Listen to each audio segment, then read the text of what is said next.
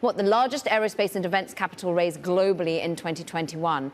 I'm interested in what you hope to accelerate through the money. Yeah, the first and foremost that we are trying to accelerate is our Dream Chaser space plane. So this is happen to have a little model of that right here. So it looks like a miniature version of the space shuttle. It is due to launch at the end of next year from the Kennedy Space Center. So we are trying to keep that on track for that launch window that would begin at the end of November next year and end at the end of February 23. So we really want to hit that.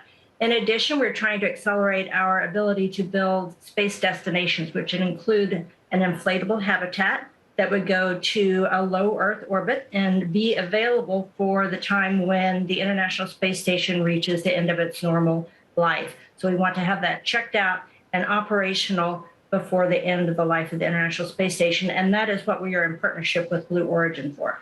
I mean, this is real validation to the credibility of business, because I look at the investors, General Atlantic, Coatue, More Strategic Ventures, but also BlackRock Private Equity as well. So household names, what do they see in your business? What are the vision of space that you're painting to them? Is it somewhere that we go and move and live, or is it more learning and mining? What is it that you paint?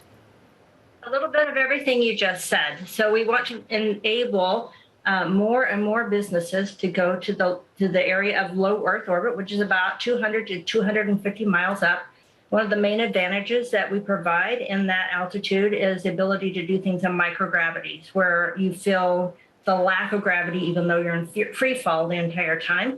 You're able to manufacture materials with fewer defects. You're able to do medical research much better in microgravity than we can here on the Earth. We can print 3D tissues that can potentially grow into organs, so that we could print organs for people that so that they wouldn't have to wait for donors to donate their organs to people when they are most in need.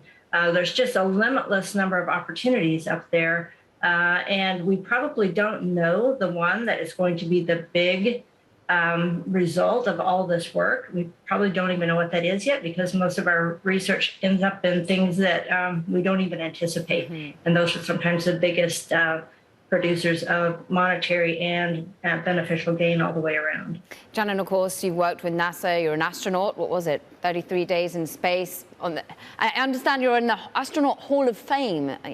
Absolutely amazing. Talk to us a little bit about some of the other companies that we might know that are already working in partnership with you as well. We mentioned Blue Origin, but I understand you're working with Boeing and the like.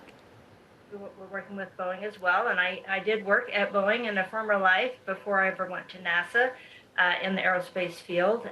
We are also working with Redwire. We're working with several other companies that will enable us to put the whole project together. So we want everything from launch capability, which Blue Origin can provide with the new Glenn rocket.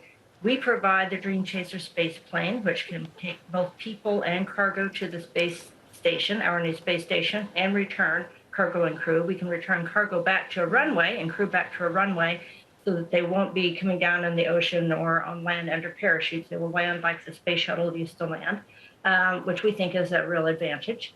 And then we have people who have experience with working a space station, like Boeing, who is currently operating the ISS, as well as people who have done 3D printing and other technologies in space.